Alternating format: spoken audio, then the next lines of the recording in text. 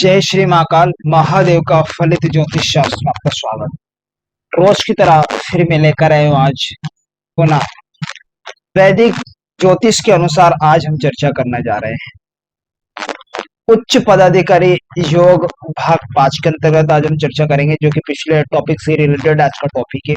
क्योंकि पिछले टॉपिक में हमने भाग 4 में भी हमने इसी से रिलेटेड चर्चा की थी, जो कि अलग प्रकार से उसमें उच्च पदाधिकारी योग का सर्जन हुआ था। तो आज भी हम डिफरेंट तरीके से हम उच्च पदाधिकारी योग के सर्जन पर हम चर्चा करेंगे, क्योंकि ये 24 तरह से इसका निर्माण होता है उच्च पदाधिकारी योग। तो आज भाग 5 में भी हम उच्च पदाधिकारी योग पर चर्चा करने जा रहे हैं। चर्चा करने से पहले मैं आपको बता देना चाहता हूँ कि यदि आप मेरे चैनल पर नए दर्शक हो तो कृपया चैनल को सब्सक्राइब कर लीजिएगा, साथ में के बटन को जरूर दबा दीजिएगा, ताकि मैं जो भी नया वीडियो अपलोड करूँ उसका नोटिफिकेशन सबसे पहले आपके पास पहुंच जाए। तो बढ़ते बिना समय गवाए फटाफट हमारे टॉपिक को।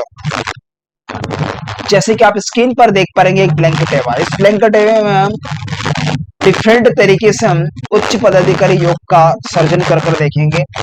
तो सबसे पहले हम यहाँ पर देखेंगे कि अगर कुंभ लगने की कुंडली हो, मान लीजिए सपोज डेट ये कुंभ लगने की कुंडली से तीसरे घर में सूर्य की स्थिति बनी हो, पराक्रम के घर, छोटे भाई बहन के घर में यहाँ पर सूर्य देव बैठ गए, ठीक क्लियर। तो यहाँ योग उच्च पदाधिकारी योग के अंतर्गत आए कि धनु लगने की कुंडली में बृहस्पति अगर जन्म कुंडली के 12वें घर में हो और 11वें घर में शनि देव बैठे, तो ऐसे में जातक को उच्च पदाधिकारी बनाता है। जैसे क्या यहाँ पर धनु लगने की कुंडली देख पा रहे हैं, क्लियर। अब धनु लगने की कुंडली से लगन से 12वें घर में यहाँ पर जहाँ व्यय का भाव होता है, खर्च का घर होता है, इसमें बृहस्पति देव बैठे हैं, Jupiter is in 12th house. और लाभ भाव में इनकम के घर में, आय के घर में यहाँ पर शनि की स्थिति बन गई, शनि देवता बैठ गए। तो ऐसे में जातक उच्च प्राप्ति का योग, उच्च पदाधिकारी योग की प्राप्ति होती है। नेक्स्ट कंडीशन पे देखते हैं किस तरीके से और उच्च पदाधिकारी योग का निर्माण होता है कि यदि जन्म कुंडली में लग्नेश तथा चंद्र आशीष, अर्थात चंद्र आशीष का मतलब होता है चंद्रमा जिस राशि में बैठे हो उसके लॉर्ड दोनों केंद्र में अपने मित्र के राशि में बैठे हो तथा लग्न बलवान, इस योग में जन्म लेने वाला जातक उच्च पदाधिकारी बन जाता है। यहां पर हम देखेंगे कि चंद्रमा तीसरे घर में बैठ गए। अब तीसरे घर में कौन सी राशि होगी? लगन से 7 नंबर राशि से एंटी क्लॉक चलेंगे, तो यहाँ पर 9 नंबर की राशि होगी, धनु राशि में चंद्रमा बैठेगा। और लग्न बलवान होना चाहिए उच्च पदाधिकारी योग के लिए। अब चंद्रमा किस राशि में बैठे? वो धनु राशि में बैठे।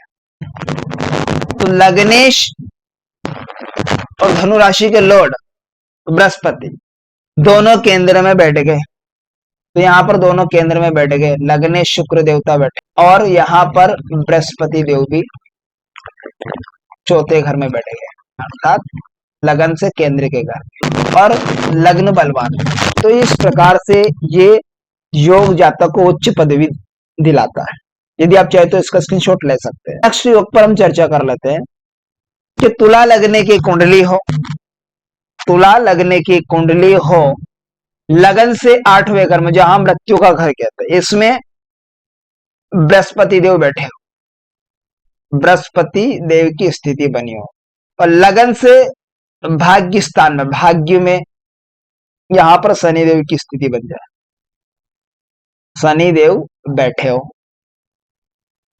और लगन से 11वें घर में, लाभ के घर में, इनकम के घर में मंगल बुध की युति बनी हो, दोनों कॉम्बिनेशन बनाकर बैठे हो लाभ भाव में, बुद्धि भी साथ में। ऐसे में अब जातक को उच्च पद की प्राप्ति होगी। तो इसका स्क्रीनशॉट ले लीजिएगा। तो ये तुला लगने की कुंडली में ही ये योग घटित होगा। इस प्रकार से आज का टॉपिक भाग 5 में भी हमने उच्च पदाधिकारी योग का सर्जन किस प्रकार से होता है और किन किन स्थितियों में इस योग का निर्माण होता है, इस पर हमने चर्चा की। तो आशा करता हूँ आज का टॉपिक आपको अच्छे समझ में आए। तो मिलते हैं किसी नेक्स्ट वीडियो में, तब तक के लिए आप मुझे दीजिएगा इजाजत। नमस्कार मित्रों।